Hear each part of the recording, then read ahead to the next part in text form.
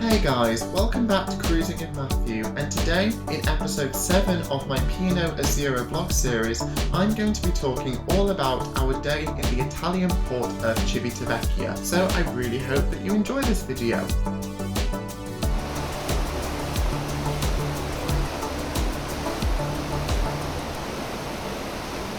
Although Civitavecchia is commonly known as the port to explore Rome, me and the family decided that we weren't going to do this as it involves a lengthy transfer time via coach or train to get to the eternal city of Rome. Therefore, we decided that we were going to simply explore the local area and then get back on board Azura to enjoy her facilities, whilst the majority of other passengers were exploring Rome. Now, I was really glad that we did this because even though it was early morning, you knew that it was going to be an extremely hot day, probably even hotter than it was in Livorno. So as we got on the shuttle bus, we drove down the quayside to get to the centre of Civitavecchia.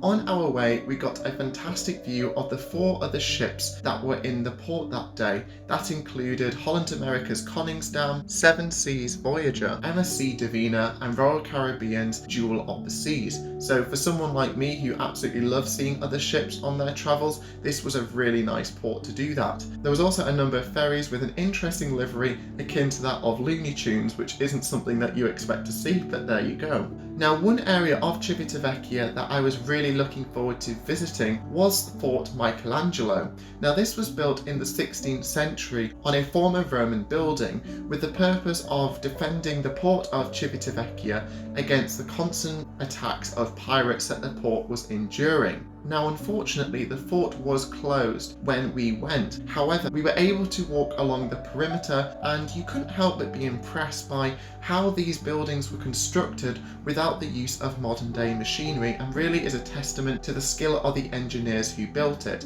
as it still looked just as formidable as it must have done then. Another highlight of this fort was that nearby there was a fantastic vantage point over the port of Civitavecchia and the number of ships that were docked that day. This being said, unfortunately, it was extremely hot in Civitavecchia, and it meant that my family weren't really up to walking that far, so it wasn't long before, after having an obligatory ice cream, we decided to head back to the ship.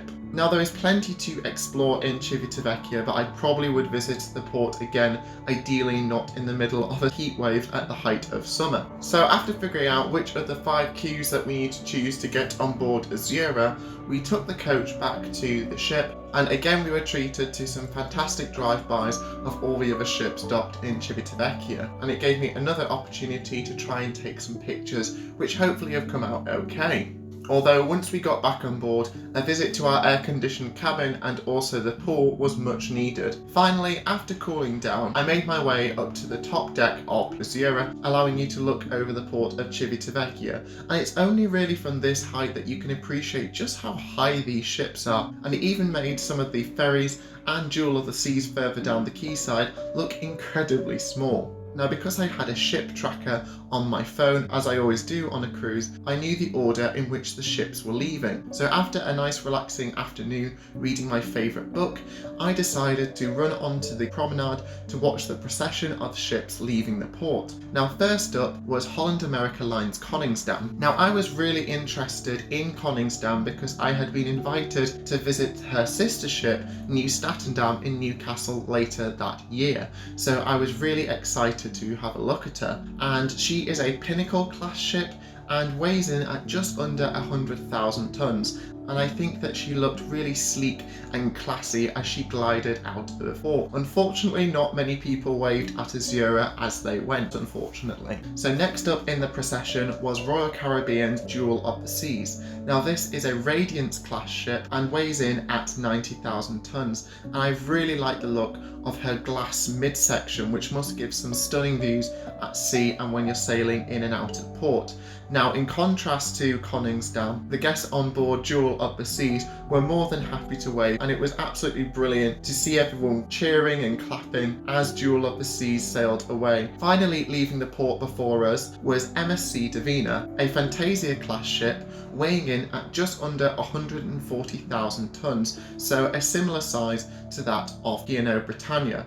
although I have to admit, watching her sail past our balcony on D-deck, she looked incredibly tall and completely eclipsed our line of sight as she sailed past us, and again, like Jewel of the Seas, everyone started waving at each other from the balconies, and it gave a really fun atmosphere as she too sailed out of the port. I always love it when cruise ships pass each other on your travels, because for some reason there's always this great sense of camaraderie and everyone's always waving at each other, and it's just such good fun. Unfortunately, we didn't get to see Seven Seas Voyager depart as we left before her, shortly after watching the pilot being picked up and the sail out of Civitavecchia. Me and the family decided to get ready for yet another fantastic meal on board Azura. Now, as we made our way to dinner, we were treated to another fantastic sunset on board, and then we had the evening's entertainment to look forward to. Now, this was another production by the fabulous Headliners Theatre Company known as Centre Stage. Now, this is showcasing some of the more modern musicals that have been released in recent years, and this included songs from Matilda, which I would love to see in the West End, and also Frozen. So slightly different to some of the classical musicals that we've listened to, but good fun either way. So we really enjoyed that. So before we knew it, it was time to go to bed, although me and Zoe couldn't help but have one more drink at the Blue Bar on board Azura, which is situated right near the atrium, and it also got to enjoy a salted caramel martini, which has to be up there with one of my new favourite drinks, and then we decided to head to bed.